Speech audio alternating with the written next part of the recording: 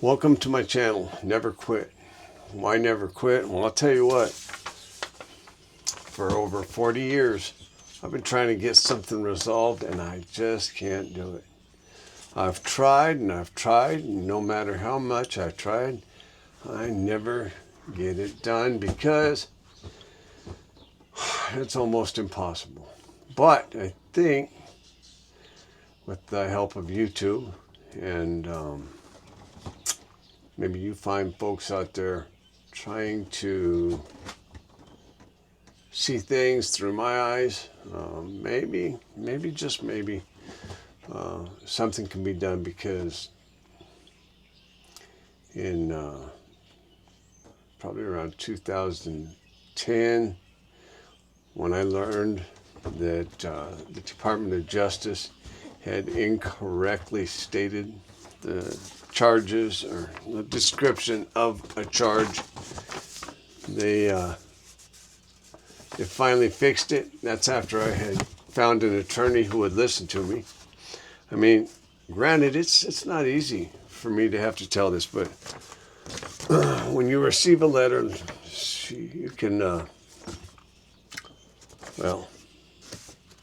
you can read it, and as you know, it says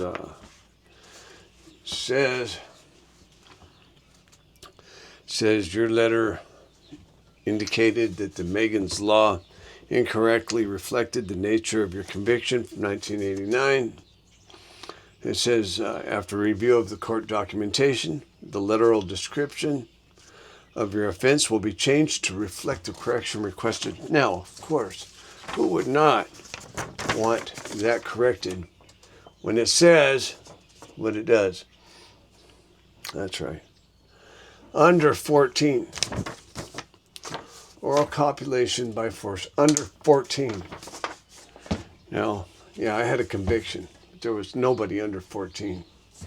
And so for 20 years of my life, I probably had a shotgun being pointed at my head from both angles.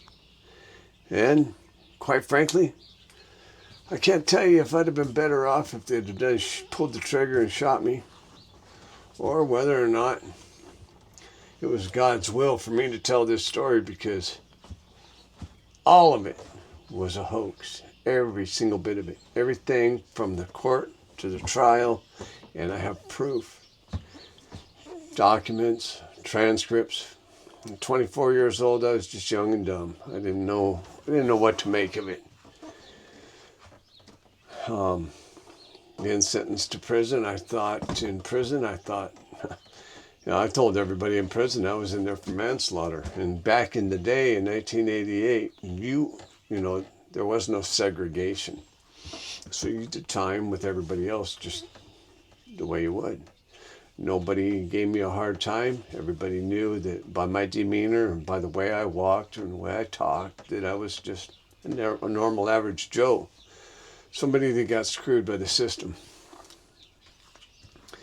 And that being said, the paperwork speaks volumes. It speaks for itself.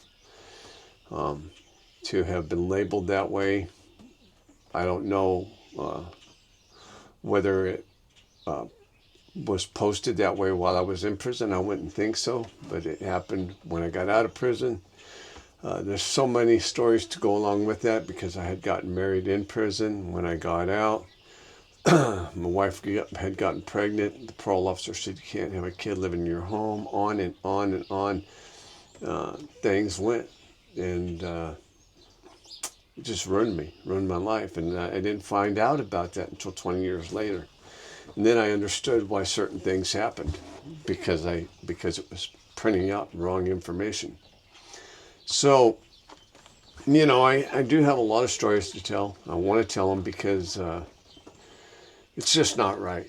Even after they, fixed the under 14 thing and they took that off my record, there should have been reclassification for tier levels, for whatever.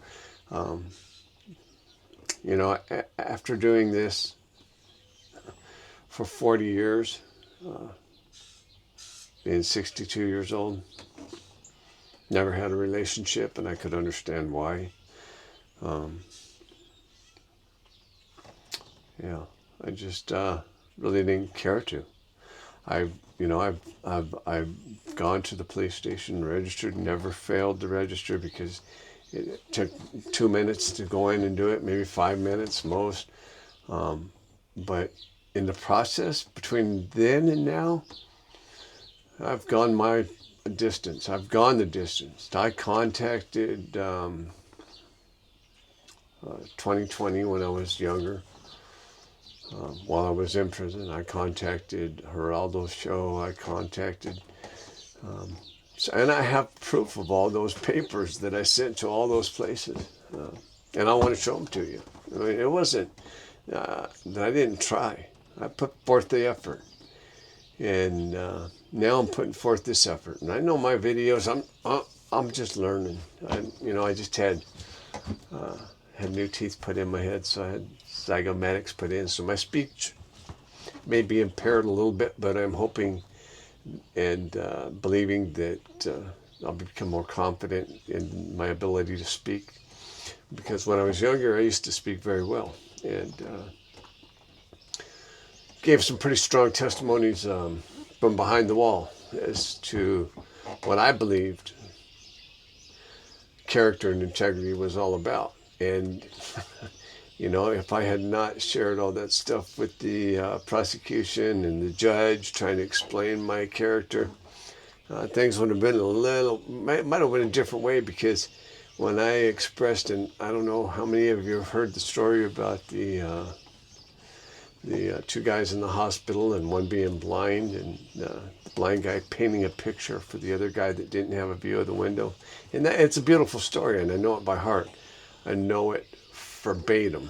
And just like a lot of philosophical views that are branded in my heart, I held dearly to my heart, and I believed in them, and I applied them to my life. And unfortunately, it didn't make a hell of beans. So it's been a tough go of things, but let me know. Let me know. Give me a like and a subscribe if you want, and or just comment and let me know, because I think you guys are my only hope.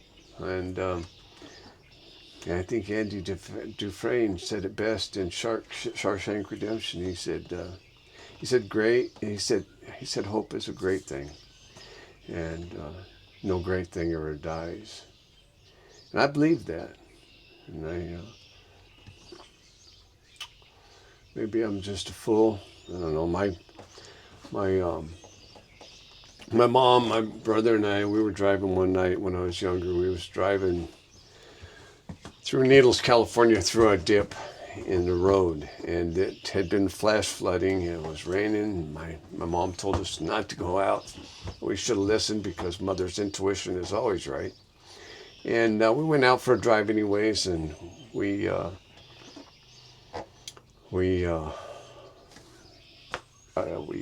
approached this dip in the highway, and there was a tractor in the middle of the road. No flagmen out there, no flares out there, anything. We were going about 45, 50 miles an hour when my brother's Mustang plowed into the front end of that bulldozer. And my head went through the windshield, and I had like 67 stitches in my forehead. But the point being was, we thought, well, we should sue them. They were in the wrong. And my mom, she was one of those people that said, we're not sue happy people. We're not that kind of people. And so we didn't. And I think the same thing happened here in this case, in this jury trial. My mom showed up. She testified that, I had never been there before, and that was a crucial piece, but I don't want to get into that yet, because that's another video.